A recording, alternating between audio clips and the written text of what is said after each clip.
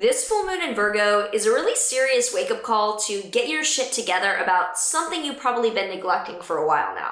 So if you're excited to get into what exactly this full moon in Virgo means for you, make sure that you like, subscribe, and hit the notification bell so that you are always up to date with what the stars have in store for you. Hi, I'm Maren. I am a Western astrologer. I use the tropical zodiac. I also make music. Go stream my music down below. And in this video, we're going to get into what the full moon in Virgo means for you. So first, we're going to get into the overall energy of it and what the alignment actually shows. Then we will go sign by sign to show what it means for you based on your rising sign. So stay tuned to hear both. So this full moon is happening on February 24th, my half birthday, 2024 at 4:31 a.m. Pacific time or 7:31 Eastern time in the US. Full moons are always when energy is released, things are finishing, and things are revealed. So this is not a new beginning, but rather a moment of clarity, something finishing, or something being fun, coming to the surface and being evident. However, I wouldn't actually say this looks fun at all. It's a pretty serious full moon. So it's happening with the sun opposite the moon, as is every full moon. Sun is at 5 degrees of Pisces, moon is at 5 degrees of Virgo. So the sun is in the first decan of Pisces. The decans are the third parts of each sign that add a little bit more texture. So even though Pisces is ruled by Jupiter, it is a mutable water sign. It's all about the connection of emotions, fluidity in art, and the interconnection of life and of love between beings. This specific part of Pisces is actually ruled by Saturn, which is a planet of seriousness, of maturity, and of cold, hard lessons. So the combination kind of speaks to cold, hard spiritual lessons of living, of loving, of losing, and of truths of that emotional experience. So this is actually associated with the 8 of Cups tarot card,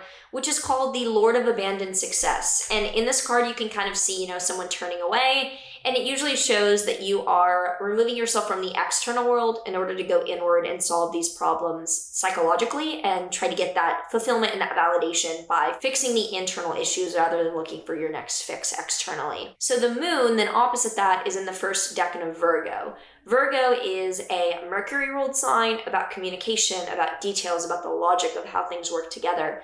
But this specific part of Virgo, which is associated with the 8 of Pentacles tarot card, is ruled by the sun, which has a little bit more pride, a little bit more personal investment, and a little bit more creative energy. And as someone myself with my sun right there at the first degree of Virgo in this part, this card is called, the Lord of Prudence, and it's about little by little making your mark to do something great one day. It's about the micro decisions and the small tasks and things that you're doing that end up adding up to something really great. Neither of these cards clearly are fun, are celebratory, or are easy.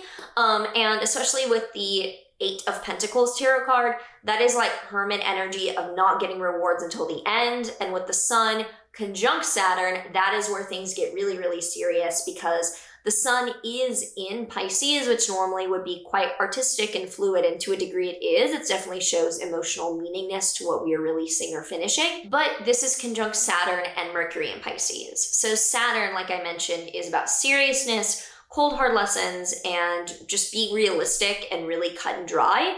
And Mercury there shows that we're receiving news, there's something logical or information-based that is driving this realization.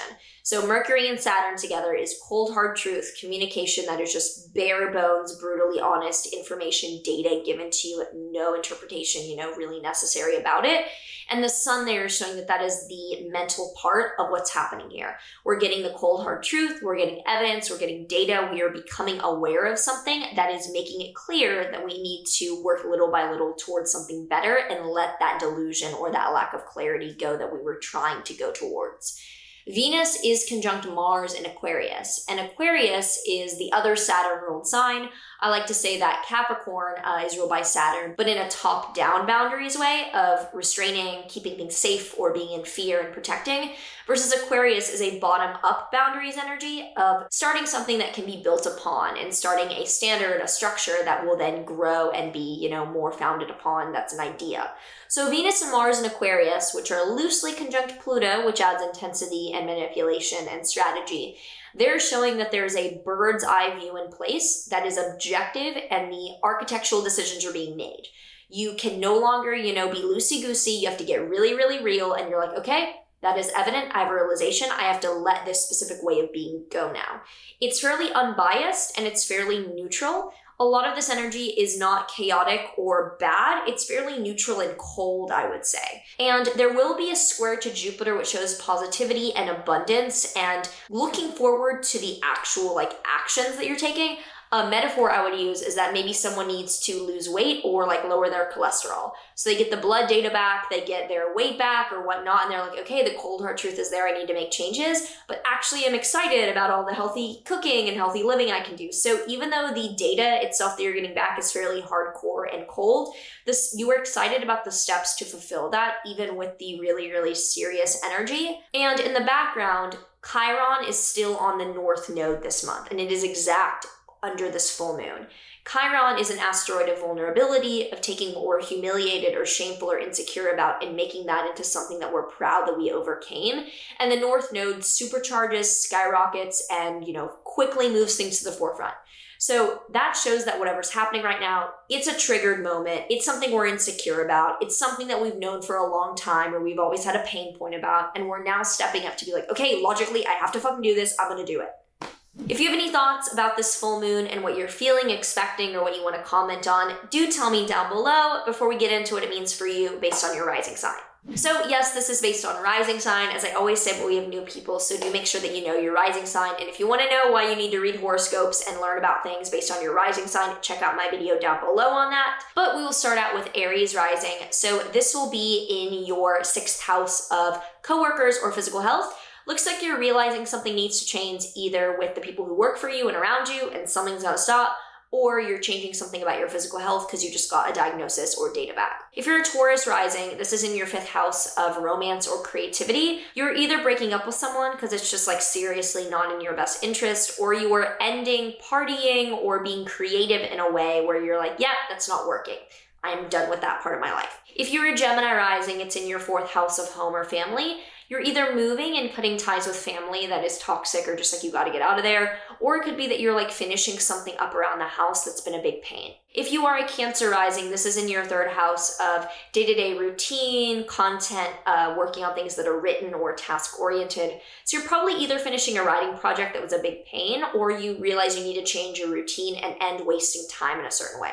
If you're a Leo rising, this is in your 2nd house of income and money. So you are probably letting go of spending or making money in a way that was just not good for you and not responsible. If you are a Virgo rising, this is in your 1st house of self. This shows you're breaking out of your shell. You are done representing or upholding an identity that is inauthentic, and you are kind of breaking free of something that you just feel it wasn't mature, it wasn't in your best interest. If you are a Libra rising, this is in your 12th house of mental health or spirituality. You could likely be ending an addiction, deciding to quit something that was a spiritual or addictive practice that's not in your best interest, and get really real with your mental health. If you are a Scorpio rising, this is in your 11th house of networking and groups. So you could be ending a membership or ending ties that you have with other people in a large group. If you're a Sagittarius rising, this is in your 10th house of career. So you could be leaving or ending something at work that you are yeah, this is beneath me. If you are a Capricorn rising, this is in your 9th house of foreign travel or higher education.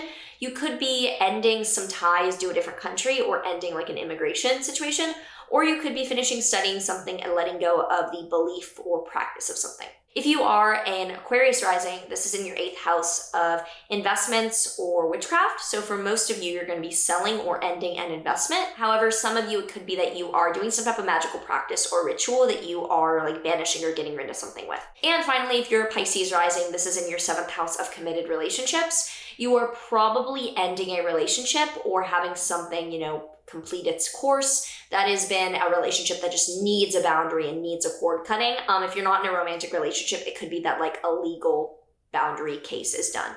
And finally, let's pull a tarot card to see what energy is coming up for this full moon. We have the 9 of Cups reversed. So the 9 of Cups is usually a party, yay, it's we're celebrating. This literally shows do not overindulge. Do not go over the top. So I think we've realized we need to rein it back in an area of life and really get on our shit.